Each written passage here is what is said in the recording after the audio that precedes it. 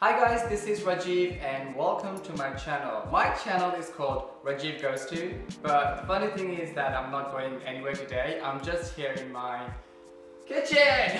This is my kitchen. Well, this is my kitchen. I've been living in China for a bit more than 4 months. I live in Zhejiang province in the city called Hangzhou. Now it's a very massive city. It's actually a tier 2 city. Slowly it will be moving to tier 1 city along with those massive cities like Beijing, Shanghai, Shenzhen and Guangzhou. And so far it's been great. It's definitely been an experience, and I think it's a safe time to say that how I actually feel about living in China. So this video is going to be about the biggest cultural shocks that I've faced in China as an expat. Right, so I'm gonna divide this video into 2 segments. The first part will be the bad / weird things, like weird cultural shocks that I've faced, experienced. And the second segment will be good / interesting things that I've experienced in China as an expat. So let's get to it. Hello. Okay, let's start with bad / weird things. Number 1, I think number 1 has to be the squat toilets. Look, okay, I'm from Nepal. And squat toilets are a new thing to me. I mean, growing up as a kid in Nepal, we have used those. I have used those things. But these days it's very rare to see those in cities like Kathmandu.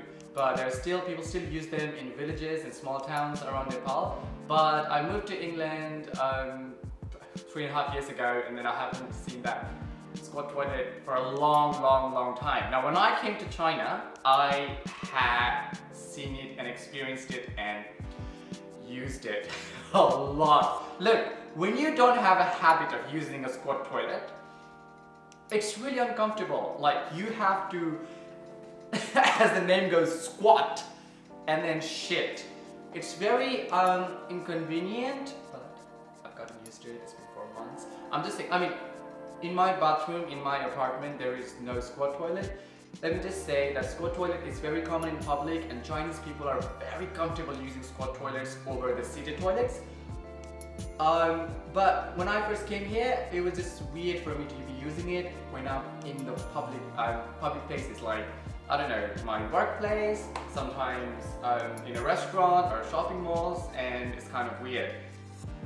Good thing is that I've gotten used to it. So, moving on to second thing. The second bad or weird thing has to be Chinese people's obsession with light skin. Now, this isn't something very new to me again as a South Asian guy.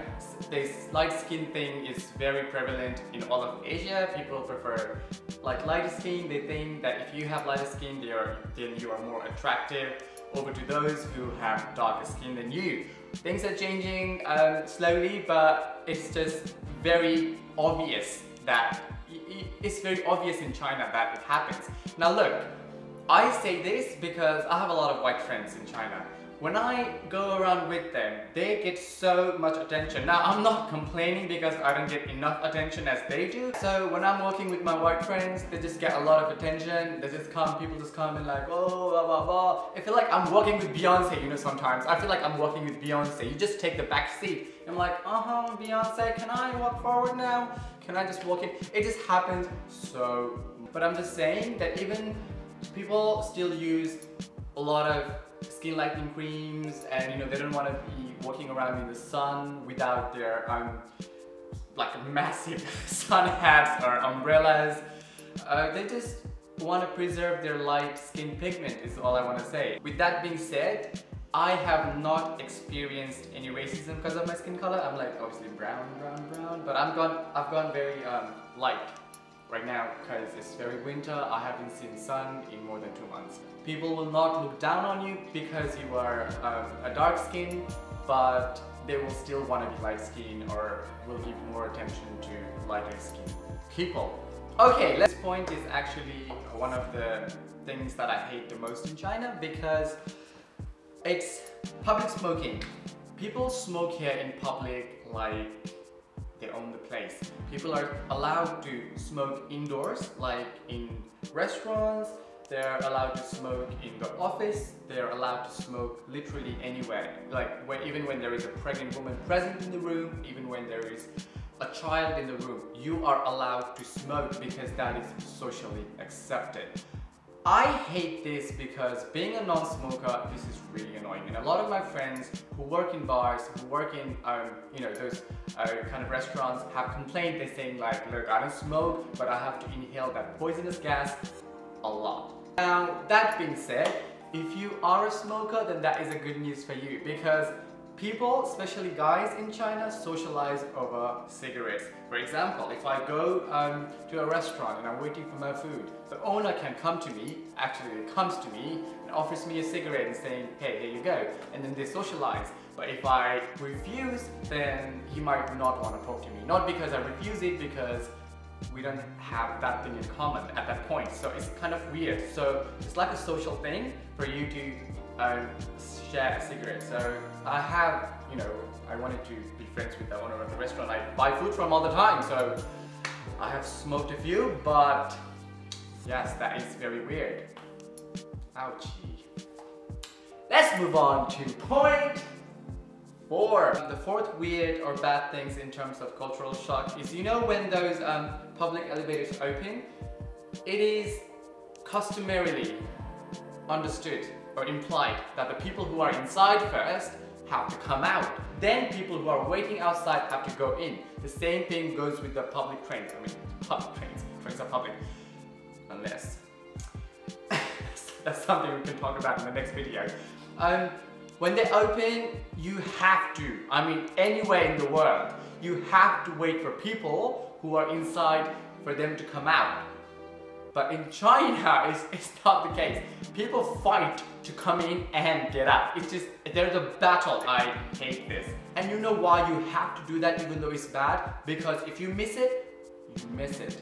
For example, if you just are so kind, you just wait for people to come out and go in, you will be left out. So, for you to catch your train or your elevator, you have to do that. Fifth biggest cultural shock that I've experienced here is people's consumption of meat. Chinese are obsessed with meat. They have meat in meat, they have meat in vegetables, they have meat in everything. For example, if I go to a restaurant, let's say I order a cauliflower, yeah? They have those pieces of bacon, like the pork, like inside them. Sometimes it's visible, sometimes it's not visible, but you have to know that there is meat. And even though something is purely vegetarian, it's definitely been contaminated either with the same oil used or the same utensils. People just don't bother. And sad to say, I've started eating fish now. So it's hard to survive here, guys, y'all. You can't be a vegetarian in China. Well, I have tried to look for friends. Not really, it's a big place. I can't be asking people, do you not eat meat? So I've started eating meat, fish. So now let's move on to the next segment, which is the good and interesting cultural shocks that I've experienced here in China. When I first moved in, I excessively overheard Chinese people using this word nigger a lot. Like a lot. Like they would be like, Qing Wei, nigger. That's an exaggeration, but no, trust me, when I say they overuse it, they do overuse it. And they were not implying the word that I think they were implying, obviously. So I had to look into it. When I looked into it, I found that the meaning of nigger was that. Here in China, this is jigger. That is nigger. So when they use, sometimes you stutter even when you speak English and you go like, so they do that a lot, like a lot. So they go nigger, and then it's weird. But now that I know the word and now that I'm accustomed to the Chinese speaking environment, I use that word as well. It's very contagious. It's very contagious. Okay, and it's definitely not.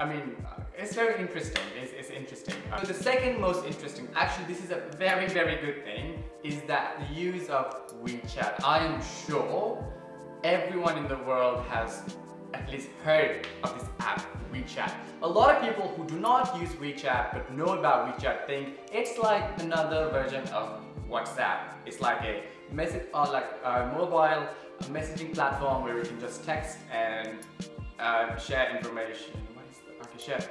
You can just text and share information, but it is way more than that. Okay, let me give you just like a couple of examples why I think WeChat is the best damn thing in the world. I am not being sponsored, obviously. Who would sponsor me? By the parent company Tencent for this content, but I just want to list out a couple of things, actually 4 or 5 things why WeChat is the best damn thing in the world. Stop moving! The first thing is that obviously first the parent use exchanging messages, communication, videos, photos, yes. It also has a photo sharing and status. It's like a Facebook at this point.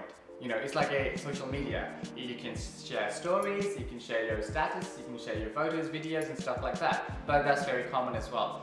What's really interesting is that you can actually buy anything using WeChat. You can buy airline tickets, you can buy food, you can buy, no, when I say anything, you can literally buy anything. There are these inbuilt apps within the WeChat. WeChat works with the third parties to provide these services, so you can literally use those services using that one app to have your food delivered, to buy tickets, like you can, if you want to buy tickets to Disneyland, you can do it, which brings me to my next point. I am going to Disneyland tomorrow, so guys, please be sure you're subscribed to my channel if you want to see if you want to experience Disneyland Shanghai with me. Okay, anyways, yeah, you can literally do anything in WeChat. You can transfer money, you can transfer money with it, it's so convenient. Like, I think one of the hardest thing at this age is, I'm not my age, like this era, is to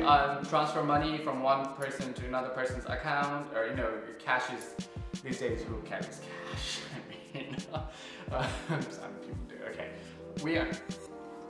Even when I was living in UK, it was a hassle. You had to go to your banking account, like your details and stuff, but WeChat, you can just like few clicks and then you're just done. You can just transfer your money from that WeChat to another WeChat. I just want to stop talking about WeChat so much, and life in China has been very convenient because of WeChat.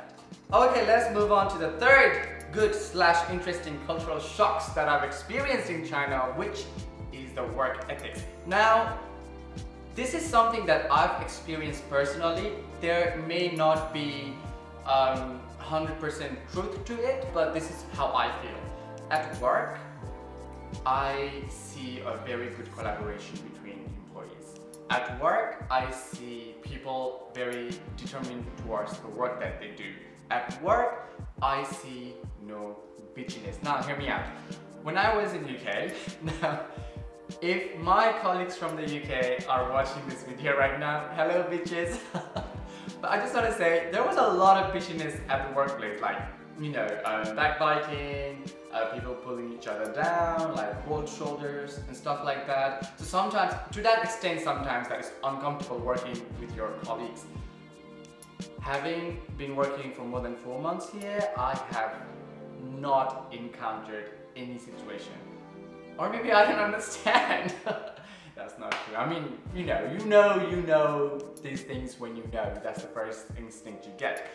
So it's really fun working here because it's a really open, collaborative working environment, which I love so much. I think the whole world should adapt this kind of work morale. Let's move on to my fourth point. I think it's the fourth point. I hope it's the fourth point. I hope it's the fourth point, the bullet train. Obviously, people know why this is amazing. I mean, my first bullet train experience was here. China is very massive in terms of its land, in terms of its geography. So it's very convenient for me to go to one place to other just using bullet train. In the UK is like a relatively smaller country, but it took ages in the train if you want to go from north of, let's say from England to Scotland, right? Even like 6 hours from London to Edinburgh. But here, I think the distance from the city right now here, Hangzhou, to Shanghai is greater than from the London to Edinburgh. But we can get there in about 2 hours thanks to bullet train. So this is something very good thing. It's not much of a cultural shock, but it's kind of like a privilege that I'm happy that I can use if I want to go travel in China. Yes, thank you. Next. What?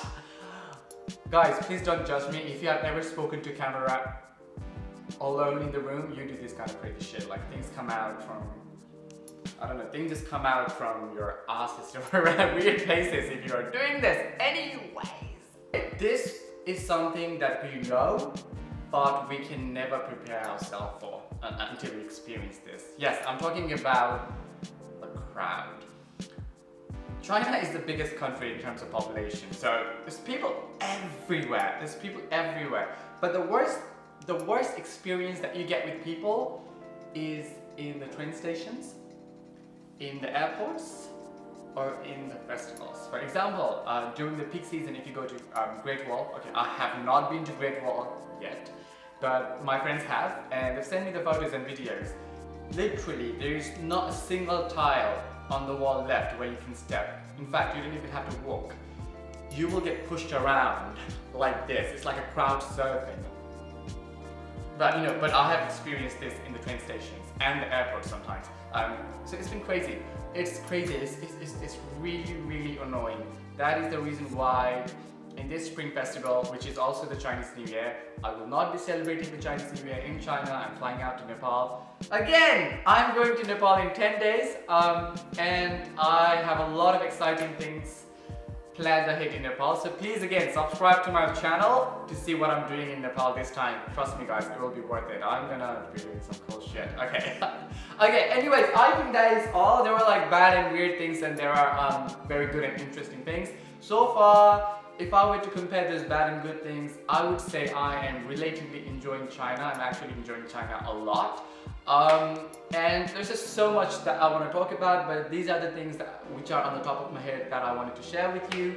If there are any more or really weird things that happen in the future, I will definitely keep you updated. Thank you guys so much for watching this video. Please, please, please make sure to subscribe, share this video with your friends, and give it a thumbs up. I will see you guys in Disneyland tomorrow. Bye!